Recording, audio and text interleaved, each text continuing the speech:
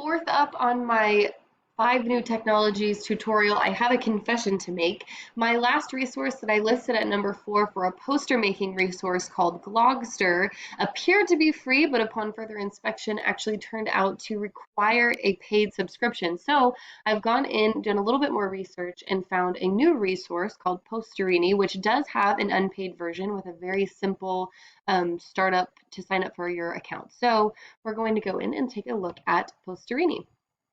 Posterini is a really cool resource that kind of reminds me of Canva, which I am more familiar with, but it looks a little bit more student friendly on the surface. So this resource, this site is going to allow my students to create posters, upload photos, and make renderable documents that they can present to their classmates and to parents and other stakeholders. So this is really a fast resource to learn.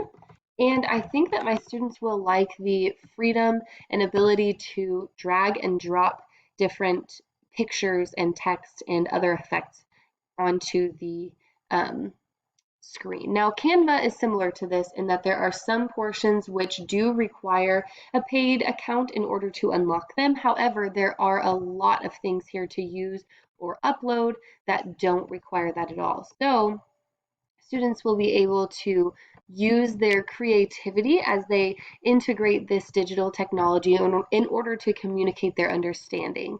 I anticipate using this resource in my classroom, especially for things like book talks or our book report projects that we do throughout the course of the year.